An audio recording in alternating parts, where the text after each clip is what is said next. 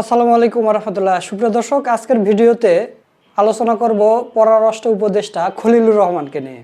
তো মূল ভিডিওতে যাওয়ার আগে আপনাদের কিছু তথ্য দিতে চাই। সেটা হলো যে প্রবাসীরা রেমিটেন্স শাটডাউনের ঘোষণা দিয়েছে। যদি জুলাই সনদ বাস্তবায়ন না হয় তাহলে রেমিটেন্স শাটডাউন করে দিবে। আপনারা জানেন যে গত বছর যে জুলাই আগস্টে যে আন্দোলনটা হয়েছিল, হাসিনাকে কিন্তু পরাস্ত করে ফেলে দিয়েছিল রেমিটেন্স শাটডাউন করে, আপনারা সবাই জানেন। তো ওই রকমভাবে যদি এখনও রেমিটেন্স শাটডাউন করে দেয় প্রবাসীরা, তাহলে বাংলাদেশের কি অবস্থা হতে পারে আপনারা বুঝতেই পারতেছেন। দর্শক, আপনারা বাংলাদেশ প্রতিদিনের একটা নিউজ দেখেন স্ক্রিনে, দরিদ্র বাড়িয়ে বিদায় দরিদ্রের জাদুকর। মানে ডক্টর মোহাম্মদ ইউনূসকে দরিদ্রের জাদুকর বলা হয়।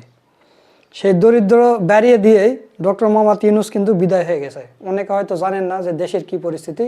যদি প্রবাসীরা রেমিটেন্স বন্ধ করে দেয় তাহলে কয়েক মাসের মধ্যে বাংলাদেশের অবস্থা খারাপ হয়ে যাবে। এমনিতেই দ্রব্যমূল্যের দাম আকাশচুম্বী হতে শুরু করেছে।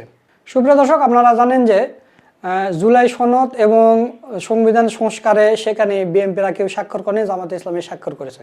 তার মানে তারা ভোটে জিতেই এবং শপথ গ্রহণ করেই তারা মনে করতেছে যে আমরা কি হয়ে গেছি, এবং জুলাই সনদের ভোট বাতিল করে ভোট বাতিল করে তারা হাইকোর্টে রিটও করেছে। তো এই কারণেই প্রবাসীরা বলতেছে যে আমরা যদি রেমিটেন্স শাটডাউন করে দিই তখন তোমরা কি খাবা, তখন বুঝতে পারবে। দর্শক, আরেকটা নিউজ দেখেন, নাসির উদ্দিন পাটোয়ারি কি বলতেছে যে গণভোট বাতিল হলে বিএনপির বিরুদ্ধে বিপ্লবের পর আর কোনো অন্তর্বর্তীকালীন সরকার নয়, জুলাইয়ের পক্ষের শক্তিদের নিয়ে স্থানীয় সরকার গঠন করা হবে ইনশাল্লাহ। আর কোনো অন্তর্বর্তীকালীন সরকার নয়, কারণ অন্তর্বর্তীকালীন সরকারের যে উপদেষ্টাগুলো ছিল এরা হাসিনার সাথে বেশি টাকা মেরেছে। একজন কয়েকশো কোটি টাকা এরা লুটপাট করে একের পর এক দেশ ছেড়ে চলে যাচ্ছে। সুপ্রিয় দর্শক, গতকালকের ভিডিওতে আপনাদের দেখাইছিলাম যে আমাদের 3টা মন্ত্রণালয় দেওয়া হয়েছে একটা মন্ত্রীকে, সে আবার একটা খুনের আসামি, দীপ্ত টিভির সাংবাদিককে হত্যা করার আছে তার উপর। তো তাকে 3টা মন্ত্রণালয় দেওয়া হয়েছে।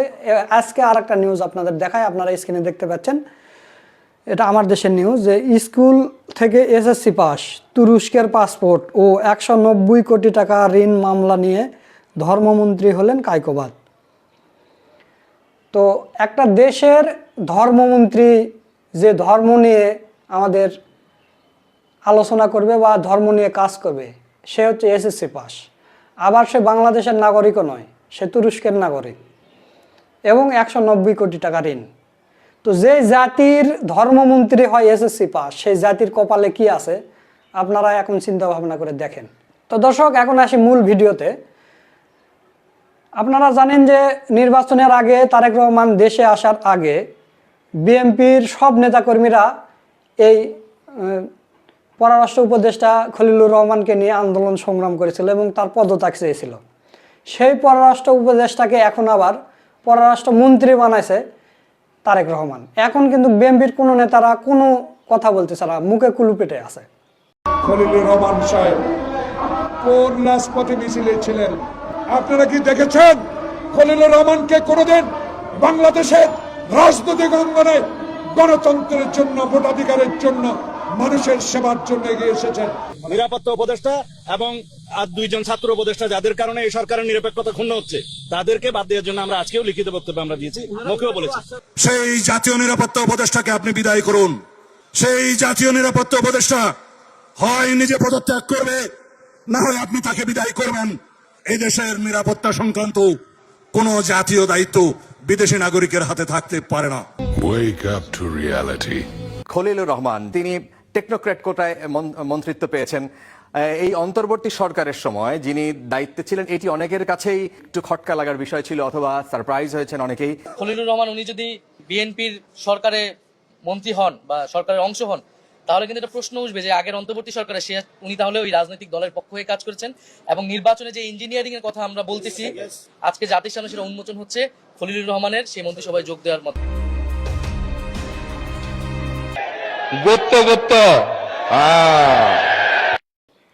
এখন কোনো প্রতিবাদ নেই, কিছু নেই। ও তারেক রহমান মন্ত্রী বানাইছে, এখন আর কিছু বলা যাবে না।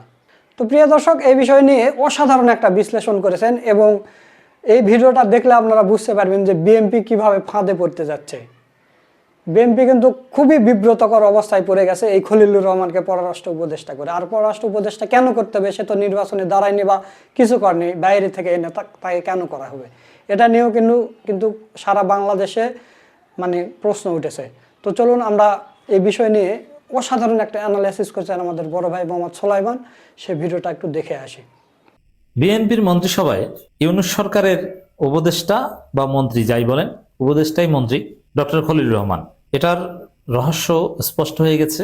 নাহিদ ইসলাম বলেছেন, মন্ত্রিসভায় খলিলুর রহমানের যোগদান ইঞ্জিনিয়ারিং এর প্রমাণ। এখন খলিলুর রহমান উনি যদি বিএনপির সরকারে মন্ত্রী হন বা সরকারের অংশ হন, তাহলে কিন্তু একটা প্রশ্ন উঠবে যে আগের অন্তর্বর্তী সরকারে উনি তাহলে ওই রাজনৈতিক দলের পক্ষ হয়ে কাজ করেছেন। এবং নির্বাচনে যে ইঞ্জিনিয়ারিং এর কথা আমরা বলতেছি, আমরা যেটা দেখলাম যে কারচুপি হলো, ফলাফলে কারচুপি হলো এবং অনেকগুলো আসন হারিয়ে দেওয়া হলো আমাদেরকে, এবং পরিকল্পনা করে 2/3 আসন সরকারি দল নিয়ে নিল। এই সংবিধান সংস্কার যাতে না হয়, এই জটিলতা, এটা কিন্তু পুরাটা একটা ইঞ্জিনিয়ারিং আজকে আমরা দেখতে পাচ্ছি। মানে বিএনপি কিংস পার্টি এবং ইউনূস মেটিকুলাস ডিজাইন করে লন্ডন সমঝোতার মধ্য দিয়ে বিএনপিকে ক্ষমতা এনে দিয়েছে। আর নির্বাচন যা দেখেন, এগুলো ছিল লোক দেখানো, সাজানো। এই প্রমাণ পাওয়া গেছে। শুরুতেই এটা বিএনপির জন্য একটা ধাক্কা, এবং এই ধাক্কা সামাল দেওয়া বিএনপির জন্য কঠিন হবে, অনেকটা অসম্ভব হতে পারে। এই খলিলুর রহমানকে নিয়ে এই বিএনপি শেষ পর্যন্ত বেকায়দায় পড়বে। এবং এখান থেকে স্পষ্ট যে বিএনপি বা তারেক রহমান স্বাধীন নয়। মন্ত্রিসভা গঠনে যদি তারেক রহমান কিংবা বিএনপি স্বাধীন হতেন, তাহলে খলিলুর রহমানকে মন্ত্রী বানাতেন না। কারণ সালাউদ্দিন আহমেদ বলেছিলেন যে, ইউনূস, আপনার কি আক্কেল নাই? আপনি কি বেআক্কেল? একজন বিদেশি নাগরিককে আপনি মন্ত্রী বানিয়েছেন। সেই জাতীয় নিরাপত্তা উপদেষ্টাকে আপনি বিদায় করুন। সেই জাতীয় নিরাপত্তা উপদেষ্টা হয় নিজে পদত্যাগ করবে, না হয় আপনি তাকে বিদায় করবেন। এই দেশের নিরাপত্তা সংক্রান্ত কোন জাতীয় দায়িত্ব বিদেশি নাগরিকের হাতে থাকতে পারে না। বিএনপির মধ্যে প্রচন্ড ক্ষোভ। তারেক রহমান জানেন না? জানেন। তারপরও কেন? কারণ তারেক রহমান স্বাধীন না। এটা কারো অ্যাসাইনমেন্টের ভিত্তিতে খলিলুর রহমানকে মন্ত্রী বানাতে হয়েছে। আর তার মধ্যে দিয়ে এটা স্পষ্ট, ওই যে তারেক রহমান দেশে আসবেন, কবে আসবেন, ইউনূসের সাথে সাক্ষাৎ, কি ডিল হয়েছে তখন, আরো নানান বিষয়, এগুলো সব খলিলুর রহমান নিজে ম্যানেজ করেছেন। এবং হিসাব কিন্তু তখন থেকেই দেখেন, লন্ডন বৈঠকের 3 দিন আগে বিএনপি আনুষ্ঠানিকভাবে সংবাদ সম্মেলন করে খলিলুর রহমানের পদত্যাগ দাবি করেছে। খলিলুর রহমান সাহেব কোন রাজপথে মিছিলে ছিলেন? আপনারা কি দেখেছেন খলিলুর রহমানকে কোনোদিন বাংলাদেশের রাজনৈতিক অঙ্গনে গণতন্ত্রের জন্য, ভোটাধিকারের জন্য, মানুষের সেবার জন্য এগিয়ে এসেছেন? নিরাপত্তা উপদেষ্টা এবং আর 2 জন ছাত্র উপদেষ্টা যাদের কারণে এই সরকারের নিরপেক্ষতা ক্ষুণ্ণ হচ্ছে, তাদেরকে বাদ দেওয়ার জন্য আমরা আজকেও লিখিত বক্তব্য আমরা দিয়েছি, মুখেও বলেছি। এবং লন্ডন বৈঠকের পর থেকে খলিলুর রহমানের বিরুদ্ধে একটা টু শব্দ করেনি। তারপরে কিন্তু ওই 2 ছাত্র উপদেষ্টার পদত্যাগের দাবিতে সোচ্চার ছিল। কিন্তু খলিলুর রহমান বিএনপির সুপাত্রে পরিণত হয়েছে। তো এই খলিলুর রহমানকে কেন্দ্র করে বিএনপি যে বেকায়দা পড়বে, তার একটা সহজ হিসাব মিলাই। ওয়াকারুজ্জামানের আর্মি প্রধান, ওয়াকারুজ্জামানের মেয়াদ আছে এখনো অনেক দিন, 2027 সালের শেষ পর্যন্ত প্রায়। তো সেখানে আবার এমনিতেই নানান পারসেপশন আছে যে এই শাহাবুদ্দিন, রাষ্ট্রপতি শাহাবুদ্দিন চুপ্পু যাকে শপথ পড়ান, তিনি আবার বেশি দিন থাকতে পারেন না। এটা একটা অপায়ের মতো একটা অবস্থা। তো সেখানে এই সেনা প্রধানের সাথে খলিলুর রহমানের কি ঘটেছিল আপনি জানেন? একটু বলি। এই খলিলুর রহমানকে ক্যান্টনমেন্টে কিন্তু অবাঞ্ছিত ঘোষণা করা হয়েছিল, এটা জানেন না আপনারা? খলিলুর রহমান ক্যান্টনমেন্টে ঢুকতে পারতো না, যে একে ঢুকতে দেওয়া হবে না। কারণ ওয়াকারুজ্জামানকে সরিয়ে লেফটেন্যান্ট জেনারেল কামরুলকে সেনাপ্রধান বানাতে চেয়েছিলেন, এবং ওয়াকারুজ্জামানকে সরানোর নানান চেষ্টা করেছিলেন এই খলিলুর রহমান।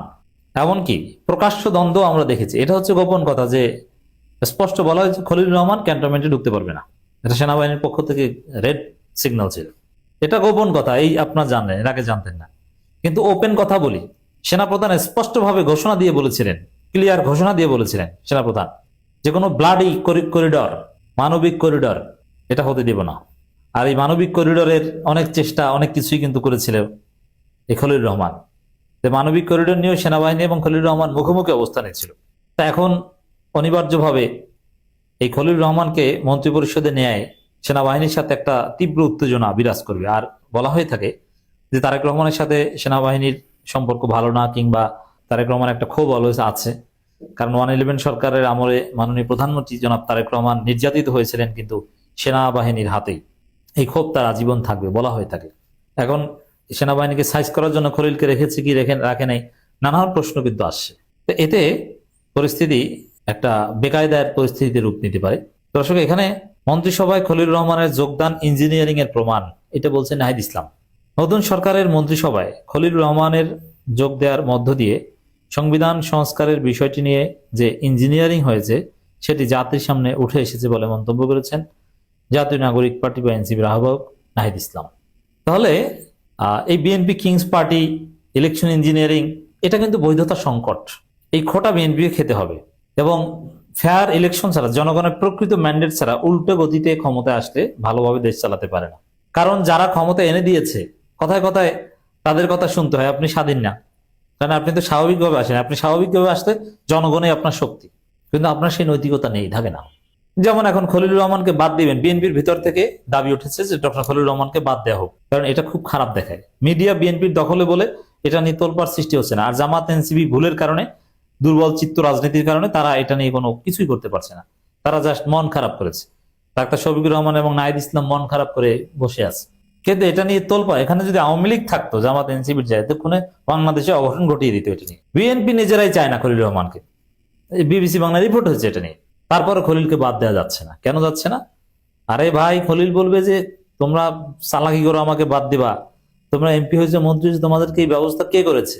তোমরা কি জিতেছো? জিতিয়েছে কে? আমি জিতিয়েছি। কিভাবে মেকানিজম করেছি দেখো না, ডিপ স্টেট কিভাবে ম্যানেজ করেছি, এবং সেই ঠাকুরগাঁও জেলা আমিরের কাণ্ড ঘটিয়ে জামাত কিভাবে ব্যাকফুটে ঠেলে দিয়েছি। হঠাৎ জামাত জিতে যাচ্ছিল, ভোটের ফলাফল থামিয়ে দিয়ে গভীর রাতে কিভাবে ইঞ্জিনিয়ারিং করেছি, তারেক রহমান দেশে আসতে পারবেন না, আসেন না, কিভাবে আমি সব ম্যানেজ করেছি, কিভাবে আমি ইউনুস তারেক মিটিং এর ব্যবস্থা করেছি। ইউনুসের কোনো কাজ নাই লন্ডনে, আমি তাকে নিয়ে গেছি তারেক রহমানের সাথে মিটিং করাতে। ক্ষমতায় এনে দিয়েছি আমি খলিল, আর তুমি কোন কিসের এমপি, কিসের মন্ত্রী? তুমি এসো আমাকে বাদ দেওয়ার কথা বলতে। বুঝতে পারছেন যে একটা সরকার যদি সঠিকভাবে ক্ষমতা আসতে না পারে তাহলে তার ভিত্তি কতটা দুর্বল থাকে। তা এই কারণে বিএনপি দুর্বল, এটা হচ্ছে রিয়েলিটি। তা এটাই নাহিদ ইসলাম বলেছেন।